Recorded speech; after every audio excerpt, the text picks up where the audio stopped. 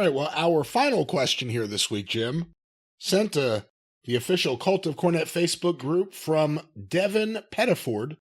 Wait a minute. I thought you were going to say pedophile. I was going to say we covered that earlier. How dare you? Will you leave the listener alone? Devin Pettiford. Do you think... All right, what do you want to know, Mr. Pettifor?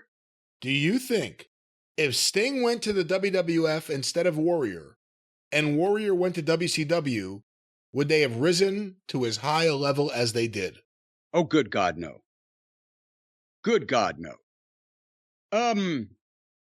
Sting would have become a star in the WWF.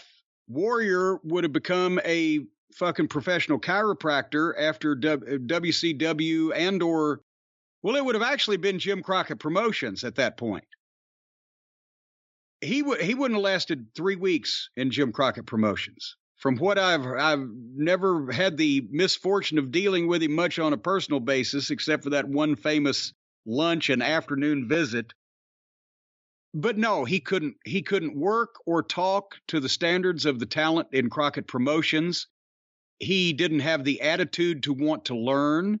He would not have been in any way babied or coddled or pushed past his ability like he was with Vince, because Dusty nor Jimmy Crockett nor anybody else in the Carolinas gave a fuck about bodybuilders or cared what his body looked like, whereas that was what Vince saw to make him the next guy. And that's why Vince did it, because of the physique alone. And, conversely, Sting would have taken much better to the WWF environment, because he was especially in those days, straight-laced guy, a professional, kind of sort of did, what he was told, was humble, wanted to learn.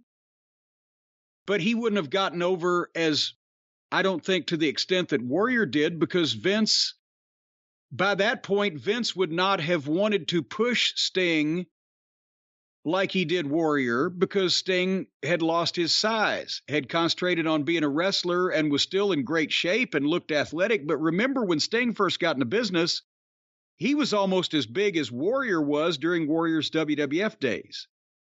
He was jacked up to the gills too. But whereas Watts told Sting, I think you've got a future in this business, the other guy he fired and sent to fucking Dallas because, he didn't want him. Sting started learning. Warrior stuck on the same path. Going to work on my body. My wrestling's going to be the shits, and my interviews same way. That's what Vince wanted. He wanted the body. Everybody else wanted Sting because Sting was the one learning how to work. So Sting got over better in WCW than he would have in the WWF, and Warrior definitely got over better in the WWF than he would have in Crockett Promotions, because I don't think that anybody in Crockett Promotions would have put up with Jim Hellwig in terms of personality or in-ring talent or lack thereof for more than a couple months, and they'd have just run him off.